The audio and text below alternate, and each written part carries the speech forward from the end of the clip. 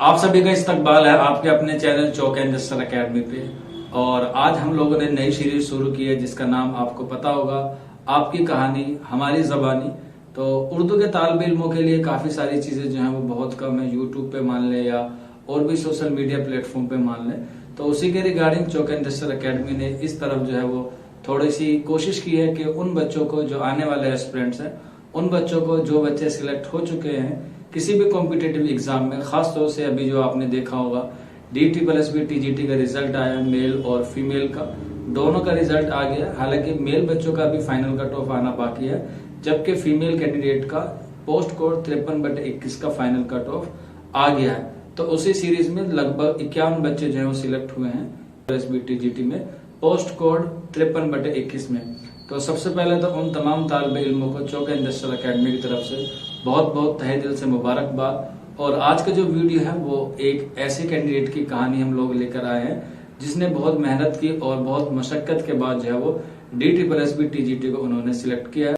वो आपको अपनी पूरी सक्सेस जर्नी के बारे में बताना चाह रही थी, लेकिन किसी वजह से जो है वो नहीं बता पाए। अगर आप भी अपनी जो बच्चे सिलेक्ट हुए DSSB में, खास तौर से उर्दू के जो तालिब इल्म है, वो हमारे साथ अपने एक्सपीरियंस जरूर शेयर करें ताकि आने वाले बच्चों को जो है इससे इस्तिफादा मिल सके।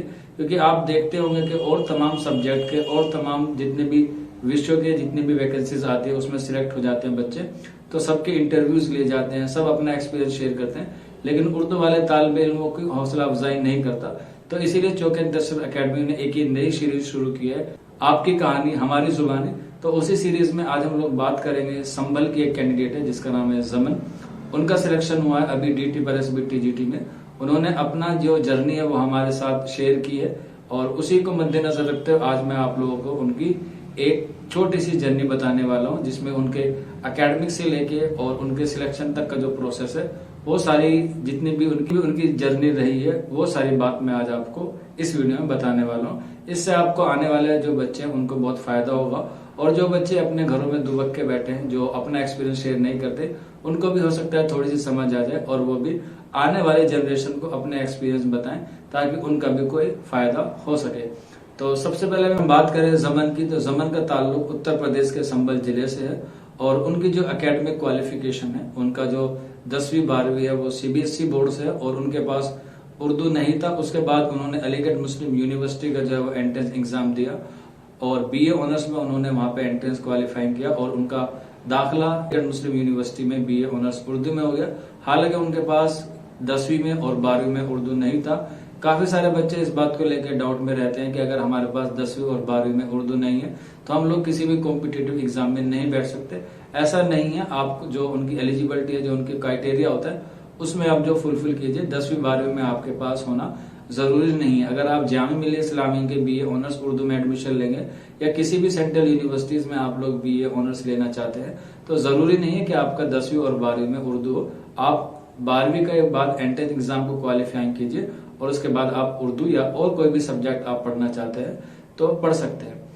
तो जमन ने जो है अपनी ग्रेजुएशन अलीगढ़ मुस्लिम यूनिवर्सिटी से और BEd भी जो है वो अपना उन्होंने अलीगढ़ मुस्लिम यूनिवर्सिटी से जो है वो किया था। इनका जो फैमिली बैकग्राउंड है पहले से ही जो है वो पढ़ा लिखा था। इनके जो वालिद मोहतरम है वो भी काफी अच्छे खासी फैमिली से है और वो भी पढ़े लिखे हैं, तालीम याफ्ता। हालांकि आप देखते होंगे कि इस माशरे में लोग जो है वो कम पढ़े लिखे होते हैं, लेकिन फिर भी कुछ ऐसे हैं जो पढ़े लिखे होते हैं और वो अपनी नस्लों को और अपने आने वाली जनरेशन को तालीम याफ्ता बनाने की पूरी कोशिश करते हैं। और आज भी ऐसा है, खास तौर से लड़कियों के लिए, कि वो लड़कियों के लिए जो है वो ज्यादा पढ़ाई नहीं करने की इजाजत देते, लेकिन फिर भी कुछ लड़कियां ऐसी होती हैं जो जिद से या कह सकते हैं फर्माबरदारी से या कह सकते हैं अपनी लगन से, अपने जोश से जो अपने घर वालों को मना लेती हैं और सेंट्रल यूनिवर्सिटीज में जो है वो अपना जाके वो तालीम हासिल कर लेती हैं किसी भी तरह से। तो उन्हीं में एक जमन शामिल है। हालांकि जब ये वीडियो देख रहे होंगे बहुत सारी लड़कियां ऐसी होंगी जो अपने ख्वाब को जो है वो दबा के बैठी होंगी। तालीम जो है वो सबका हक है और सबको जो है वो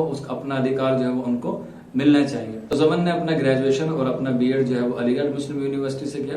उसके बाद वही आपको मालूम होगा UP टेट और CTET देना होता है, जो उन दोनों ने क्वालिफाइंग किया, प्राइमरी भी और जूनियर लेवल भी। और उन्होंने जो last year UP TGT Urdu का हुआ था उसका भी उन्होंने एग्जाम दिया था, लेकिन किसी वजह से उनका उसमें नहीं हो पाया। वो काफी डिप्रेस भी गई और उन्होंने सोचा भी कि भाई मेरा सिलेक्शन नहीं हुआ, क्योंकि जब वो एग्जाम देकर आई थी तो उनको पूरा लग रहा था कि मेरा जो है वो सिलेक्शन हो जाएगा, लेकिन उनका 1-2 नंबर से जो है वो यूपी टीजीटी में उनका नहीं हुआ।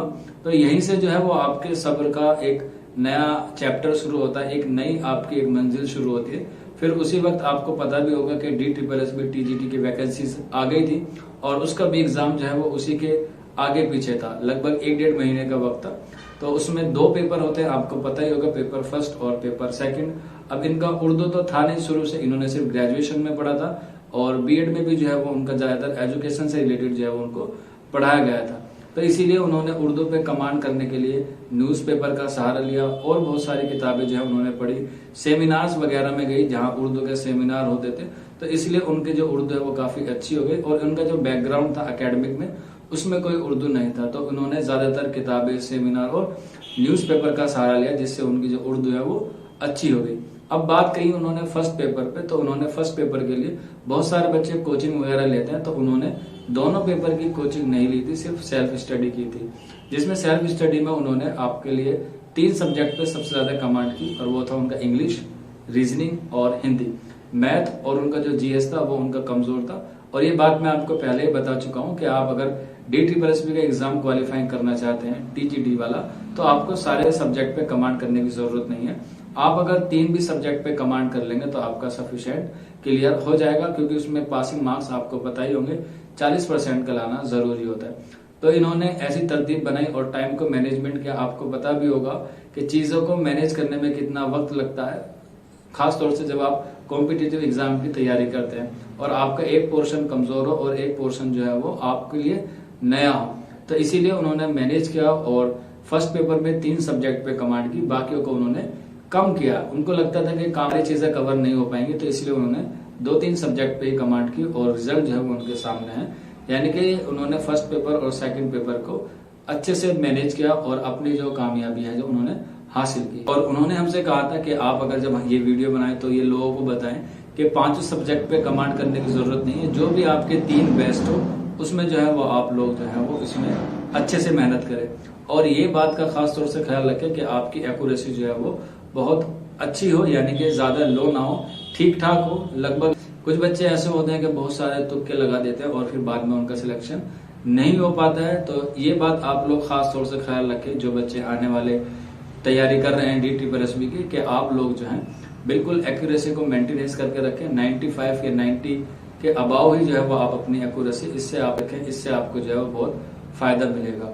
और आखिर में जमन ने ये बात भी कही थी कि आप लोग जो है वो किसी भी तरह से निराश ना हो, जैसे कि उनका यूपी टीजीटी में नहीं हुआ था और उनके बाकी दोस्तों का हो गया था। और आपने सुना भी होगा, एक मशहूर कॉल है कि दुख तब नहीं होता जब दोस्त फेल होता है, दुख तब होता है जब दोस्त टॉप कर जाता है। तो वही वाला हाल हुआ जमन के साथ कि इनके बाकी दोस्तों ने भी जो है सिलेक्शन यूपी टीजीटी में ले लिया और इनका नहीं हो पाया, लेकिन इन्होंने हार नहीं मानी और आगे चल के इन्होंने DSSB टीजीटी को क्रैक किया। अभी वो अलीगढ़ मुस्लिम यूनिवर्सिटी में तालीम हासिल कर रही हैं और आगे उनका जो मकसद है वो असिस्टेंट प्रोफेसर का बनने का है। हम दुआ करते हैं कि जमन का जो ख्वाब है या जो उनका मुस्तकबिल है वो अच्छा रहे और इन्होंने जो फ्यूचर अपना डिसाइड किया है उसमें उनको जल्द से जल्द जो है वो कामयाबी हासिल करें। ये हमारी और खिदमत फाउंडेशन की तरफ से आपके लिए दुआ है जमन के लिए। और जमन को वीडियो खत्म करने से पहले एक बार हमारा बहुत बहुत शुक्रिया कि उन्होंने अपना कीमती वक्त देकर हमें ये सारी मालूमात दी। हालांकि हम लोग चाह रहे थे कि वो ऑन कैमरा है, लेकिन कुछ जाती मसला होने की वजह से जो है उनको इस तरह की चीजें वो नहीं कर पाई, लेकिन कोई बात नहीं, कम से कम उन्होंने अपना जो एक्सपीरियंस है वो हमारे साथ शेयर किया। बहुत से लोग ऐसे हैं अभी जो अपना एक्सपीरियंस जो है वो शेयर नहीं करते, इससे जो है उर्दू वाले बच्चों को जो है वो काफी नुकसान होता है। जितने उर्दू को बच्चे सिलेक्ट होंगे वो अपना एक्सपीरियंस शेयर करेंगे, इससे आने वाले बच्चों को जो है वो और हौसला अफजाई होगी और उनको जो है थोड़ा सा मोटिव मिलेगा कि भाई हाँ, उर्दू के लिए भी कुछ लोग जो है वो आज भी कुछ काम कर रहे हैं, ताकि जो उर्दू के साथ नाइंसाफी हो रही है। मैंने काफी सारी वीडियोस बनाई हैं, आप लोग जो है वो देख सकते हैं। चौक इंडस्ट्रियल एकेडमी पर काफी सारी वीडियोस जो है वो अवेलेबल है। और ये भी कहा था आखिर में, हालांकि मैं अपने आप में कसीदा नहीं पढ़ूंगा, ये जमन के अल्फाज हैं जो मैं अपनी जबानी से उसे पेश कर रहा हूँ कि आप लोग जो है वो चौक इंडस्ट्रियल एकेडमी से बने रहिए, क्योंकि चौक इंडस्ट्रियल एकेडमी उर्दू के लिए आपके लिए 24/7 हाजिर है। क्योंकि आप देखते होंगे कि यूट्यूब पर जो है वो उर्दू के ताल्लुक से बहुत कम चीजें अवेलेबल है। ये सारी बातें जमन ने हमसे कही थी और उसी को मद्देनजर रखते हुए हम लोगों ने आपके सामने ये एक छोटा सा खाका उनका पेश किया है। उम्मीद करते हैं आपको चीजें समझ में आ गई होगी।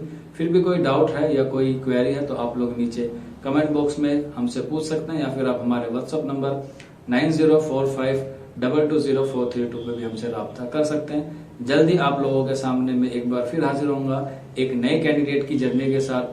मिलते हैं आप लोगों से जल्दी नेक्स्ट वीडियो में। शुक्रिया।